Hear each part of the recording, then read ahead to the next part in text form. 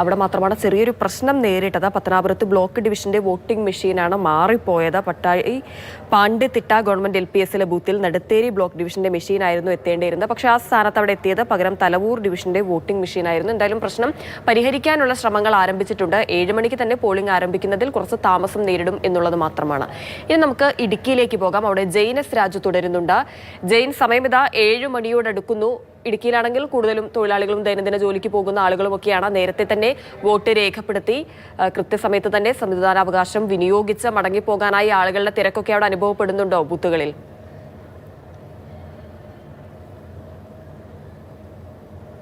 തീർച്ചയായിട്ടും ഹിമ, രാവിലെ തന്നെ ബൂത്തുകളിൽ ചെറിയ രീതിയിലാണെങ്കിലും ക്യൂ രൂപപ്പെട്ടിരിക്കുന്നു. ഞാനിപ്പോൾ നിൽക്കുന്നത് തൊടുപുഴ നഗരസഭയിലെ BTM കുമ്മങ്കൽ LP സ്കൂളിലാണ്. ഇവിടെ നമുക്ക് ദൃശ്യങ്ങളിൽ കാണാൻ കഴിയും.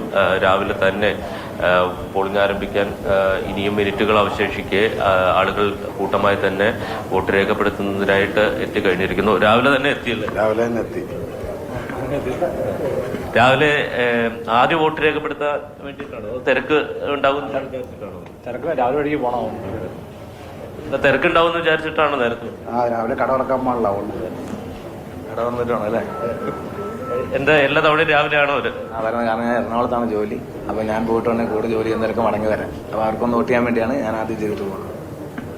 എല്ലാവരും പറയുന്നത് അത് തന്നെയാണ്. അതായത് വോട്ട് രേഖപ്പെടുത്തിയതിന് ശേഷം അവർക്ക് മറ്റ് ജോലികൾക്ക് വേണ്ടി പോകാനുള്ളവരാണ്. ചിലർ വ്യാപാര സ്ഥാപനങ്ങൾ നടത്തുന്നവരാണ്, ചിലർ മറ്റ് ജോലികൾ ചെയ്യുന്നവരാണ്. അപ്പോൾ അവർക്കൊക്കെ പോയി വോട്ട് രേഖപ്പെടുത്തിയതിന് ശേഷം അവർക്ക് അവരുടെ ദൈനംദിന തൊഴിലുമായി ബന്ധപ്പെട്ട കാര്യങ്ങളിലേക്ക് പോകാനുണ്ട്. അതുകൊണ്ടാണ് പലരും അതിരാവിലെ തന്നെ എത്തി ആദ്യ വോട്ടറായി തന്നെ വോട്ട് രേഖപ്പെടുത്തി മടങ്ങാനായിട്ട് ശ്രമിക്കുന്നത്. എന്തായാലും കുമ്മങ്കലിലെ 2 ബൂത്തുകളാണുള്ളത്. ആ 2 ബൂത്തുകളിലും ക്യൂ രൂപപ്പെട്ടിട്ടുണ്ട്. വലിയ ക്യൂ അല്ല, എന്നാലും താരതമ്യേന ആദ്യഘട്ടം മുതൽ തന്നെ നല്ല പ്രതികരണം ഉണ്ടാകും എന്ന് തന്നെയാണ് പ്രതീക്ഷിക്കുന്നത്. ജില്ലയുടെ ഒരു മൊത്തം ചിത്രം എടുത്തു കഴിഞ്ഞാൽ ഏതാണ്ട് 9,12,000 വോട്ടർമാരാണ്.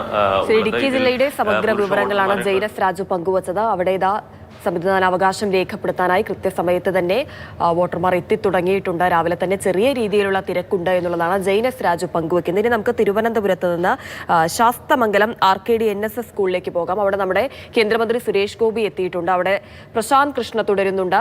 പ്രശാന്ത്, വളരെ നേരത്തെ തന്നെ 6:30 കഴിഞ്ഞപ്പോഴേക്കും കേന്ദ്രമന്ത്രി എത്തി. നേരത്തെ തന്നെ ക്യൂവിൽ നിൽക്കുന്നുണ്ട്. കുടുംബത്തോടൊപ്പമാണല്ലോ അദ്ദേഹം ഉള്ളത്? കേന്ദ്രമന്ത്രി സുരേഷ് ഗോപി ആദ്യം തന്നെ വോട്ട് ചെയ്യാനായി എത്തിയിരിക്കുകയാണ്. ഇപ്പോൾ ആദ്യം തന്നെ ഇപ്പോൾ 7 മണിക്ക് ആദ്യം പോളിംഗ് തുടങ്ങുമ്പോൾ തന്നെ അദ്ദേഹത്തിന് വോട്ട് ചെയ്യാൻ സാധിക്കും. കാരണം ക്യൂവിൽ അദ്ദേഹം ആദ്യം തന്നെ ഉണ്ട്.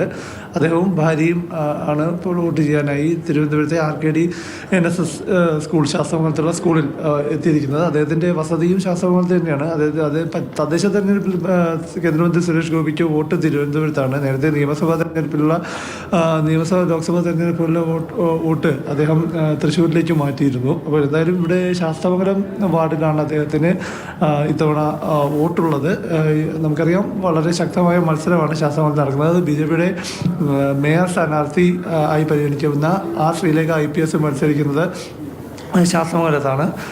അപ്പോൾ ഇത്തവണ ഇവിടെ ശ്രീലേഖ അടക്കം ഇവിടെ ഈ പോളിംഗ് നടക്കുന്ന സ്കൂളിൽ എത്തിയിട്ടുണ്ട്. എന്തായാലും ശക്തമായ മത്സരമാണ് ഇത്തവണ. 2020-ലും 2015-ലും കണ്ടതിനേക്കാൾ അല്ലെങ്കിൽ അതിന് തുല്യമുള്ള ഒരു വലിയ മത്സരം തന്നെയാണ് ഇത്തവണ തിരുവനന്തപുരത്ത് നടക്കുന്നത്. ശക്തമായ ത്രികോണ മത്സരം. LDF, BJP, UDF 3 മുന്നണികളും ഒച്ചയോടെയുള്ള പോരാട്ടത്തിലാണ്. തിരുവനന്തപുരം നഗരസഭ പിടിക്കുക എന്ന ലക്ഷ്യത്തോടെയുള്ള ഒരു പ്രചാരണത്തിലാണ് ഇപ്പോൾ തിരുവനന്തപുരത്ത് ശക്തമായ പോരാട്ടം നടക്കുന്ന ഇടമാണ് ശാസ്തമംഗലം. അവിടെയാണ് നമ്മുടെ കേന്ദ്രമന്ത്രി സുരേഷ് ഗോപിക്ക് വോട്ടുള്ളത്. അദ്ദേഹം വളരെ നേരത്തെ തന്നെ സമ്മതിദാനാവകാശം വിനിയോഗിക്കാനായി ഫസ്റ്റ് തന്നെ ക്യൂവിൽ നിൽക്കുന്നുണ്ട്. ആദ്യം തന്നെ വോട്ട് രേഖപ്പെടുത്തി പോകാനായി എത്തിച്ചേർന്നിരിക്കുകയാണ്. പ്രശാന്ത് കൃഷ്ണയാണ് അവിടെ നിന്ന് സമഗ്ര വിവരങ്ങൾ പങ്കുവച്ചത്.